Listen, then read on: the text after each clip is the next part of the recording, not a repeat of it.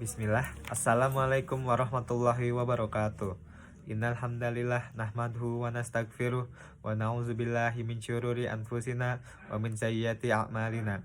Mahdihillahu fala mudhillalah wa may yudlil fala hadiyalah. Asyhadu alla ilaha illallah wa asyhadu anna Muhammadan abduhu wa rasuluh la nabiyya wa rasulah amma ba'd. Puji dan syukur kita panjatkan kepada Allah Subhanahu wa taala. Salawat serta salam kita curahkan kepada Nabi Muhammad Sallallahu Alaihi Wasallam beserta para sahabatnya, keluarganya, tabiut tabiin, dan kita sebagai umatnya hingga akhir zaman.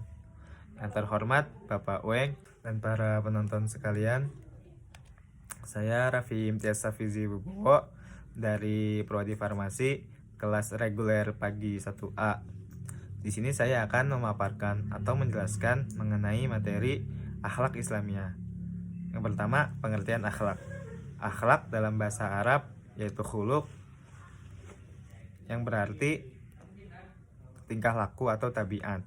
Sedangkan menurut istilah, akhlak adalah tingkah laku seseorang yang didorong oleh sesuatu keinginan secara mendasar untuk melakukan suatu perbuatan. Ajaran akhlak membahas mengenai kebaikan dan keburukan berdasarkan ukuran dalam ajaran agama. Sedangkan menurut istilah yang disampaikan oleh Imam Al-Ghazali, akhlak merupakan suatu sifat baik yang biasanya akan memiliki akhlak yang baik juga, dan sebaliknya, jika orang yang memiliki sifat tidak baik cenderung memiliki akhlak yang tercela. Kedua, etika dan moral.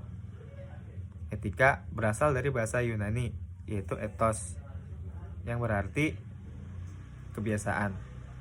Etika dalam arti lain merupakan ilmu pengetahuan yang berhubungan dengan upaya menentukan perbuatan yang dilakukan manusia untuk dikatakan baik atau buruk. Dengan kata lain, aturan atau tingkah laku yang dihasilkan oleh akal manusia. Dengan adanya etika, pergaulan dalam masyarakat akan terlihat baik, yang mana buruknya dan mana baiknya. Nah, etika ini membahas mengenai kebaikan dan keburukan dengan ukuran akal. Nah, tadi kan akhlak dijelaskan bahwa itu tuh ajarannya mengenai dari agama. Nah, sedangkan kalau etika ini berdasarkan akal. Yang kedua, moral. Moral berasal dari bahasa Latin, yaitu mos, tunggal, dan jamaknya mores. Mores memiliki makna kebiasaan. Moral berarti mempunyai dua makna. Pertama, sebagai ajaran tentang baik buruk yang diterima untuk mengenai perbuatan, sikap, kewajiban, dan sebagainya. Kedua, kondisi mental seseorang yang membuat seseorang melakukan suatu perbuatan atau isi hati. Keadaan perasaan yang terungkap melalui perbuatan. Ajaran moral membahas mengenai kebaikan dan keburukan berdasarkan ukuran tradisi yang berlaku dan berkembang dalam suatu masyarakat tertentu.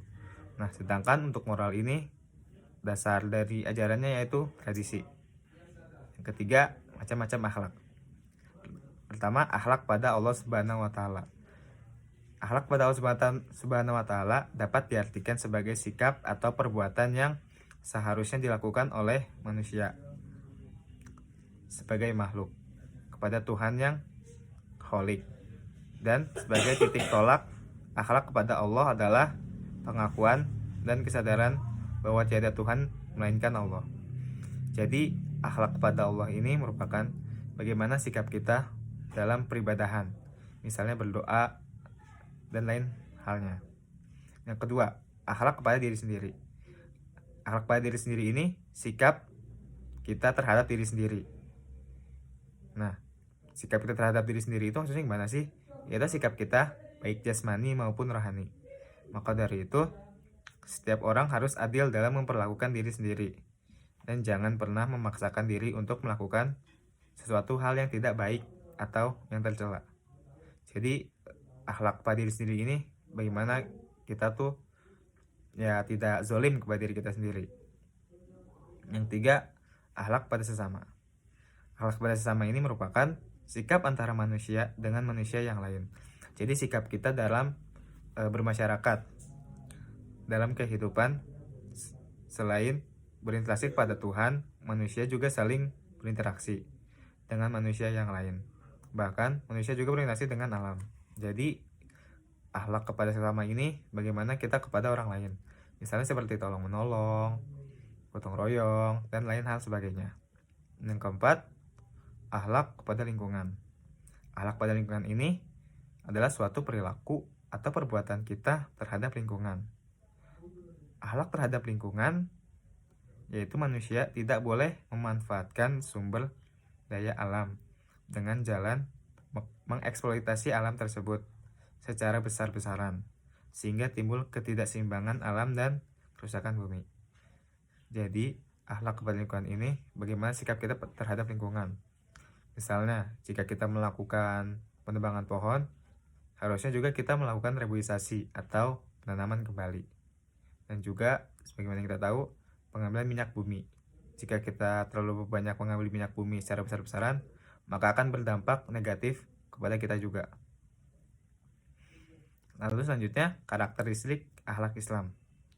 Nah, karakteristik akhlak Islam ini mempunyai beberapa poin. Yang pertama, bersumber dari Al-Quran dan Sunnah atau hadis.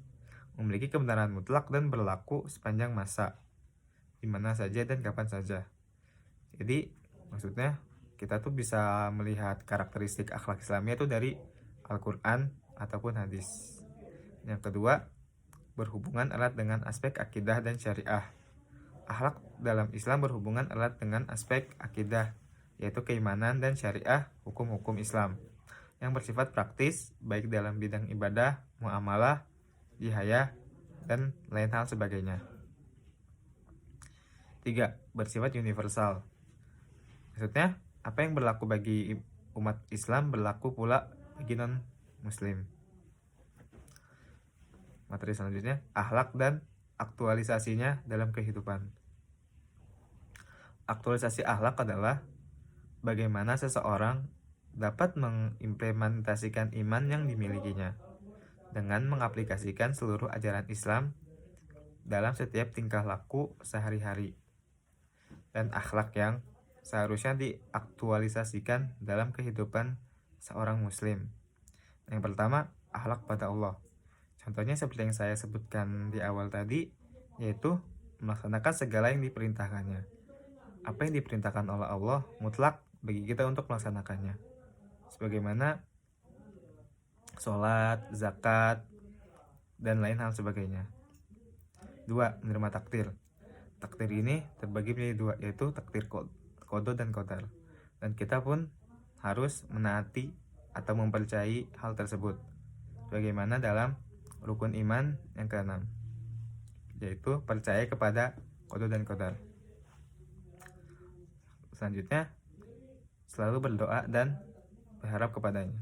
Nah, selalu berdoa dan berharap kepadanya ini merupakan salah satu dari tauhid uluhiyah. Apa isi tauhid uluhiyah itu? Yaitu mentauhidkan Allah dalam peribadahannya. Ya, contohnya seperti berdoa dan beribadah. 2. Akhlak terhadap Rasulullah. Nah, akhlak terhadap Rasulullah ini kita harus mentaati perilaku Rasulullah. Sebagaimana yang kita tahu, Rasulullah digelari uswatun hasanah atau suri tauladan yang baik. Jadi kita pun harus mengikuti apa yang Rasulullah contohkan. Yang 3, akhlak terhadap diri sendiri. Sebagaimana yang sudah saya sebutkan tadi, akhlak diri kepada diri sendiri ini merupakan sebagaimana kita tidak zalim pada diri sendiri. Berarti kita harus sabar, bersyukur, tidak berbuat tercela, tidak merusak diri kita sendiri, dan lain hal sebagainya. Yang keempat, akhlak terhadap keluarga. Maksudnya, sebagaimana kita dalam berkeluarga gitu, yaitu mendidik keluarga dan menjadi keluarga yang baik, mendidik adik-adik kita atau memberitahu orang tua kita gitu. Yang kelima, akhlak terhadap sesama manusia, yaitu menjalin persaudaraan. Misalnya antara kita dengan tetangga kita harus saling tolong menolong. Yang kedua, menepati janji. Sebagaimana yang kita tahu, kita sebagai muslim harus menepati janji.